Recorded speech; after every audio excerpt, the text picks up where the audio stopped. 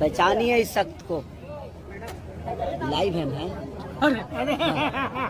यही है हमारे साथ जो काम कर रहे हैं उसमें, और यही कैमरामैन है हमारे प्रिंस भैया। नमस्कार। अश्लीलता से हटके चीजें हो रही है, तो ऐसी चीजों को आप लोग अहमियत नहीं देंगे तो शायद हम कमजोर पड़ जाएंगे। तो मुझे लगता है कि आप सबका आशीर्वाद और प्यार जो भी जहाँ है उसको शेयर करे, उसको प्यार दे।